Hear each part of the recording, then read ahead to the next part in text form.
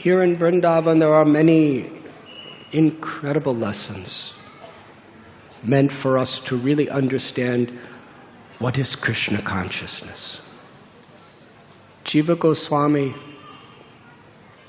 when he was just a little tiny boy, he saw Lord Chaitanya when his father Anupam and his two uncles Rupa and Sanatan met Lord Chaitanya at Ramakeli.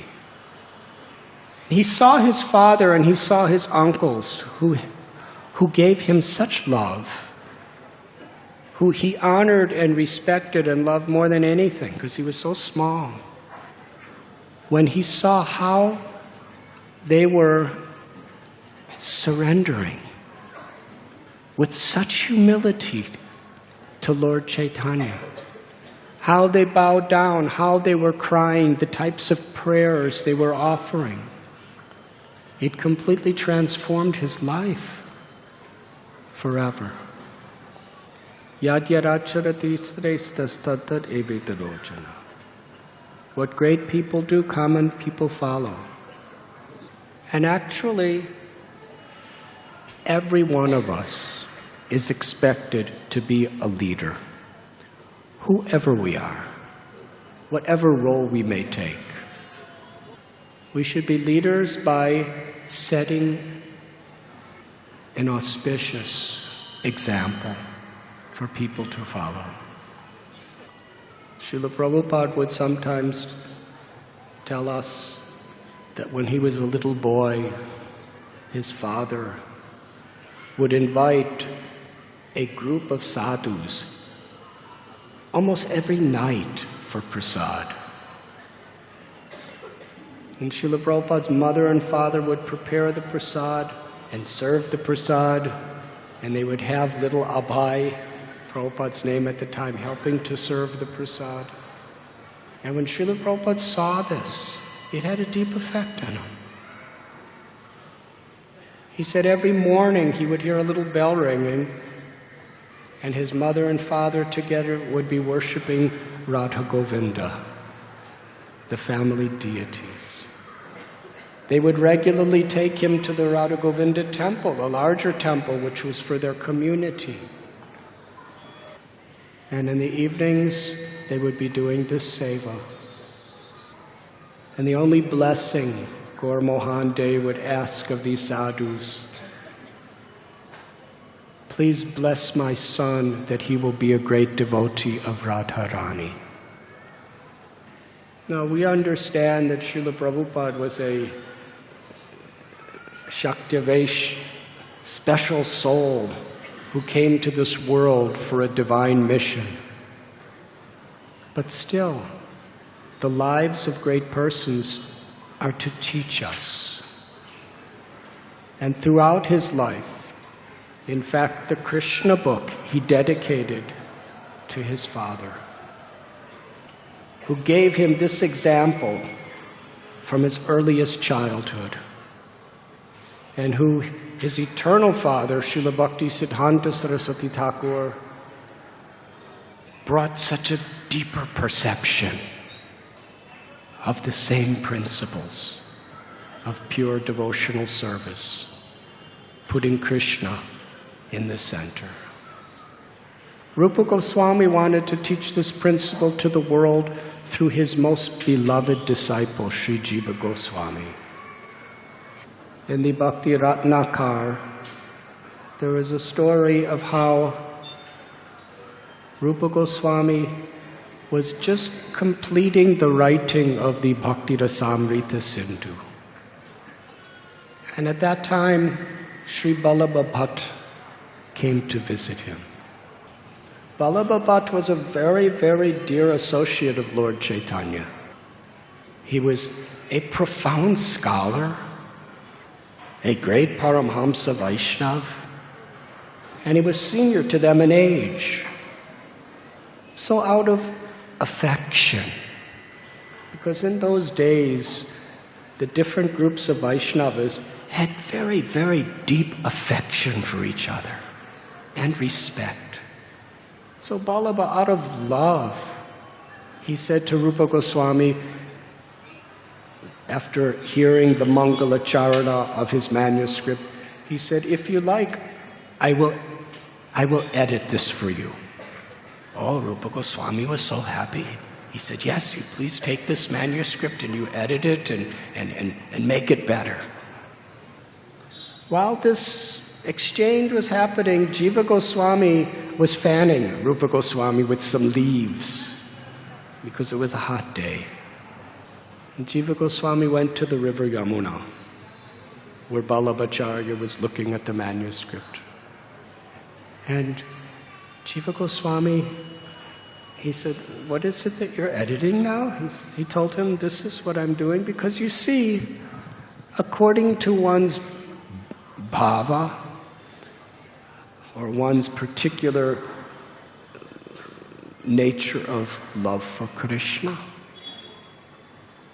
and according to one's particular perception of service, or from the angle of vision, philosophically we may look at something, there are different ways of understanding the same principles sometimes." One time, one of the most respected scholars of Sanskrit and Hinduism came to meet Srila Prabhupada. He's an American man. He said, "Swamiji, why is it that there are so many contradictions among the great acharyas?" And Srila Prabhupada's answer was quite shaking. He looked at this great professor, PhD, and he said, "There are no contradictions among the great acharyas." That was all. Because when there's a higher vision, we can understand that there are different perceptions and different lessons, and according to time and circumstance and place and particular mood of love, explaining the same principles in different ways. So this is what was happening. Sri Ballabhabhata was making some adjustments, and Jiva Goswami, he had such deep, profound faith in Rupa Goswami, he didn't want to see anything changed. So he explained very sweetly, very nicely, very respectfully to Ballabhabhata that actually this is, just leave it as it is. And they got in a discussion about it, and Ballabhabhatacharya was ecstatic to see the devotion, the chastity, the scholarship of Jiva Goswami, and he very happily, he got up, he went back to Rupa Goswami, he gave him the manuscript. He said, "Actually, this doesn't need to be edited." Rupa Goswami said, "Why are you saying that?" He said, "Oh, your Jiva, he has already explained to me what you're trying to say, and it's perfect." And then he left.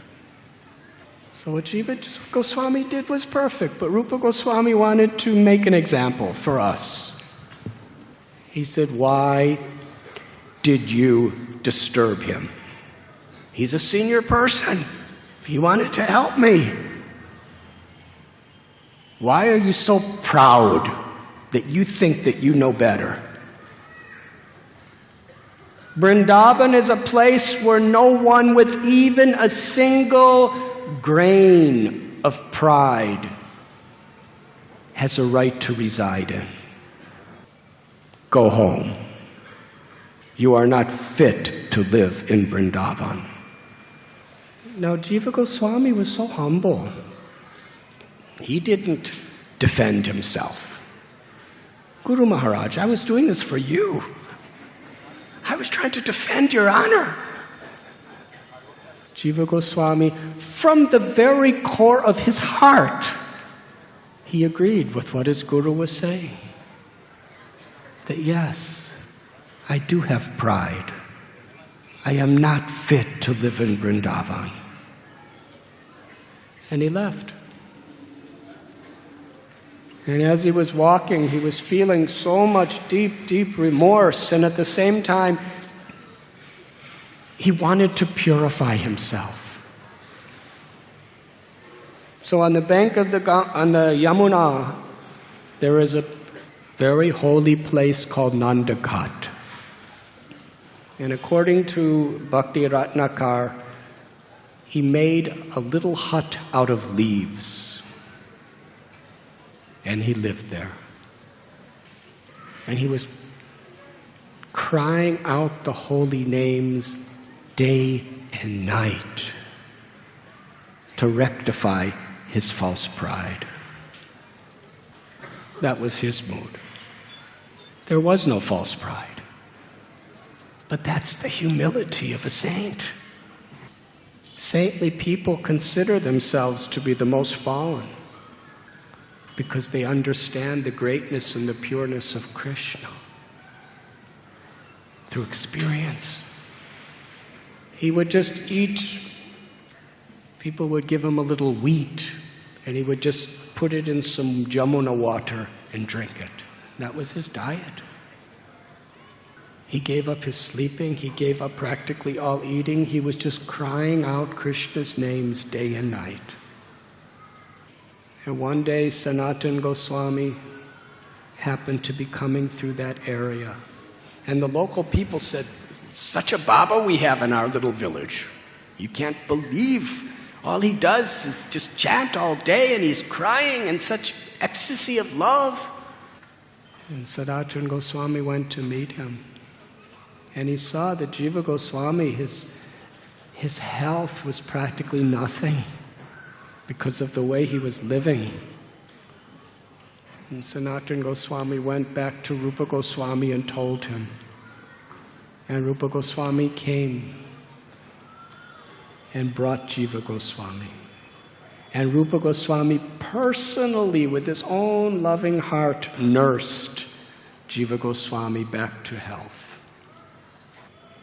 As we have expressed many times, we cannot imitate this. And we should not be discouraged when we see the mountains of arrogance and pride in our own hearts, and we see that here's somebody who didn't even have a trace, and he was weeping and crying the holy names out to purify himself. But what we can understand very clearly is this is what our potential is, and how to reach that potential.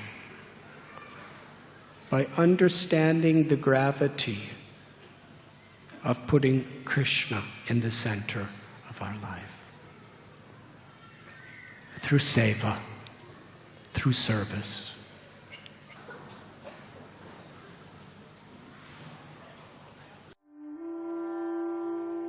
You were listening to Radhanath Swami on devotionalnectar.com.